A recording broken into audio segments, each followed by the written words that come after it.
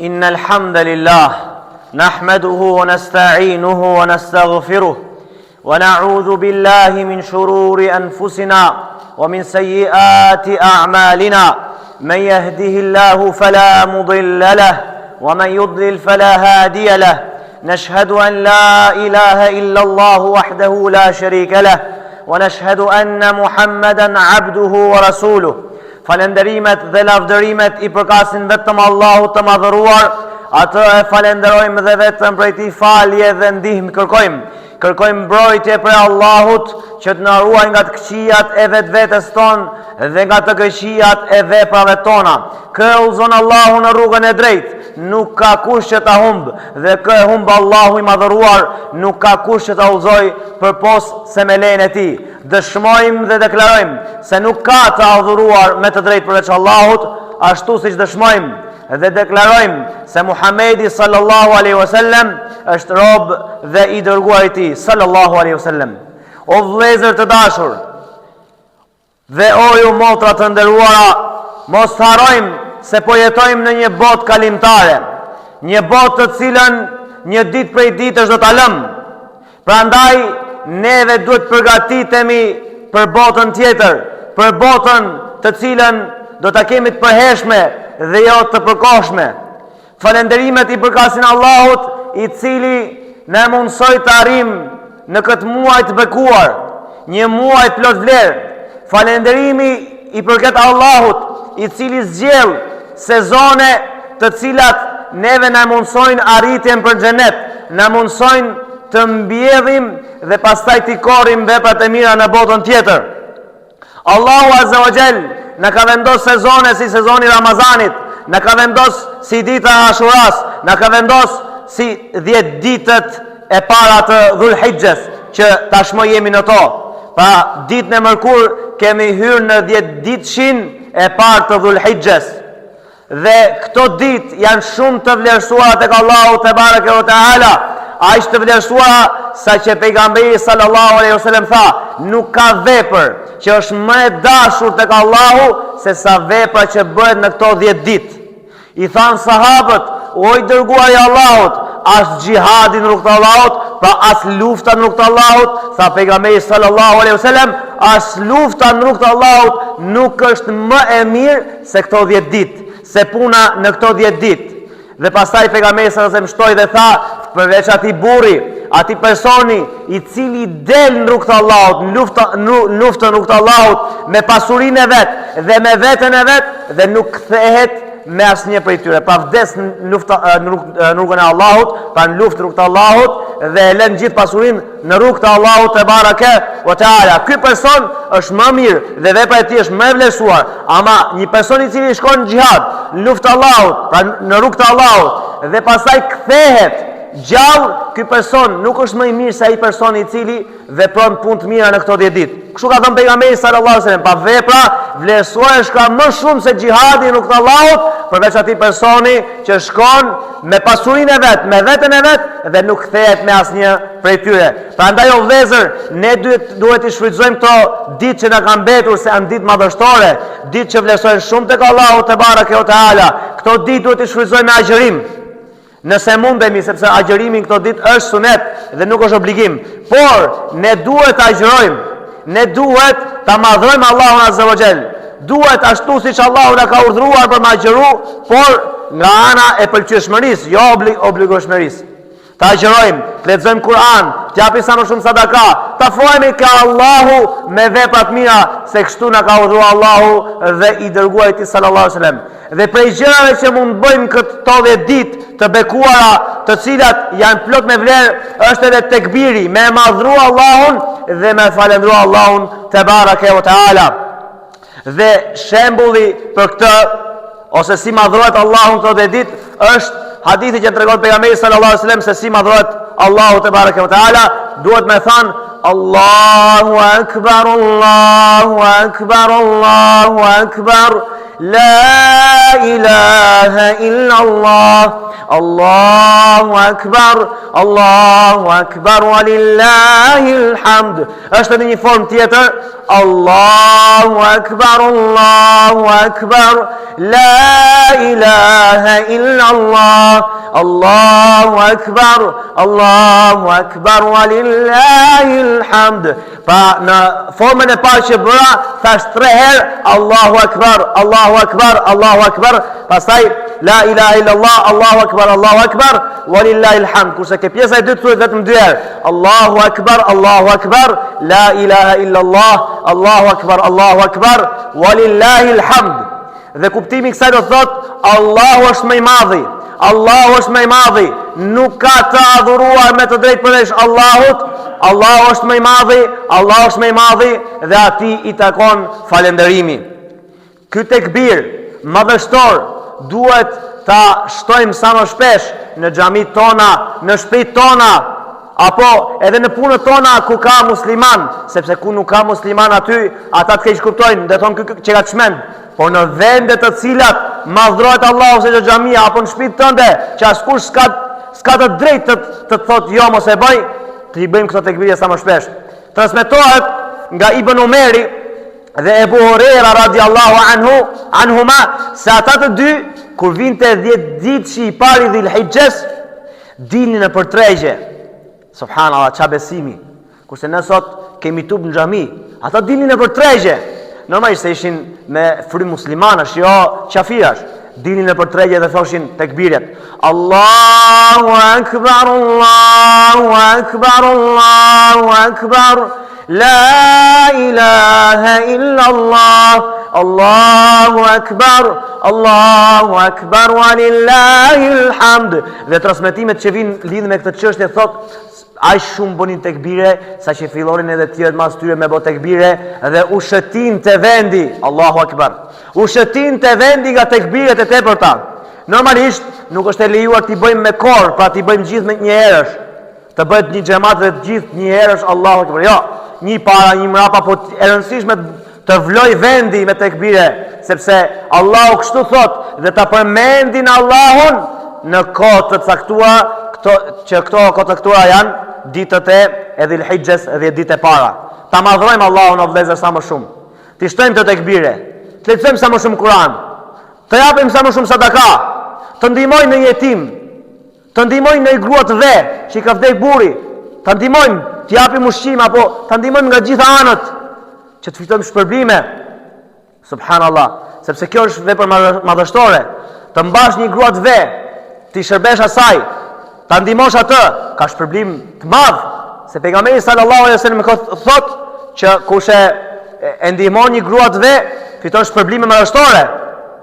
Es-sa'i 'ala al-amanati wal miskini kal mujahidi fi sabilillah, ka thënë.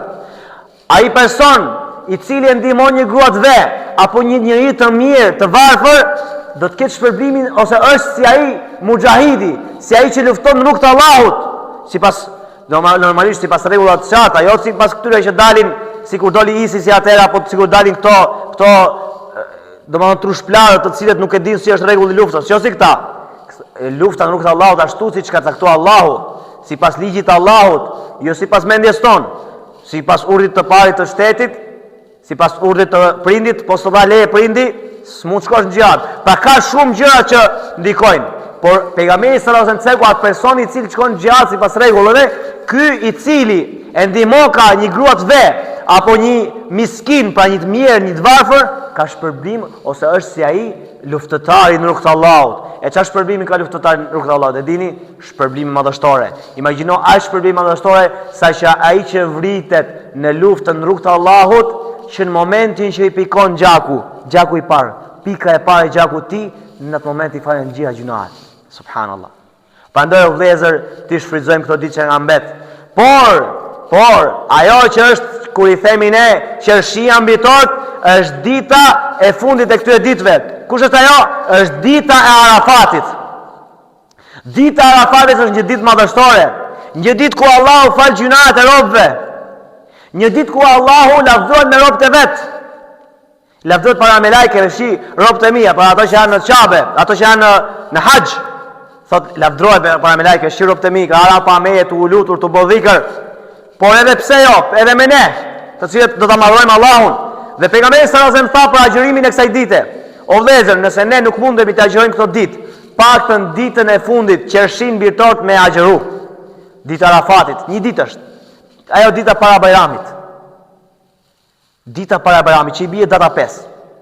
Në datë 5 ne të agjërojmë atë ditë. Ta bëjmë një jetë qëndark, çojmë për syfir dhe ta agjërojmë atë ditë, sepse profeti sallallahu alajhi wasallam tha: me agjërimin e ditës së Arafatit shpresoj se Allahu do të më falë gjunahet e vitit kaluar dhe vitit të ardhshëm. Pa imagjino, Allahu do të falë gjunahet e 2 viteve. Subhanallah. Normalisht gjunahet e vogla, se gjunahet e mëdha duan pendim të posaçëm. Për shembull, dikush ka vrarë, duhet pendohet tek Allahu me pendim sinqert. Po gjunahet e vogla, çfarë janë këto të vogla që i bëjmë për dita, atëherë këto falen për 2 vite nëse agjërojmë këtë ditë.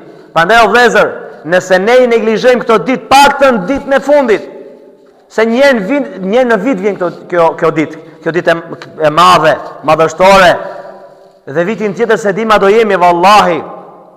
Prandaj në fillim të hutbes sura Ceka ju thash: o vëllezër, jemi në botë kalimtare, që sot jemi dhe nesër si jemi.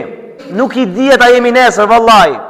Këtë xhuma unë ligjëroj dhe ju këshilloj dhe ju them: o vëllezër, punojmë. Ja vështirë të ndonë asjam, ndoshta nuk është dikush tjetër. Prandaj, o vëllezër, mos me i neglizhu këto sezone madhështore.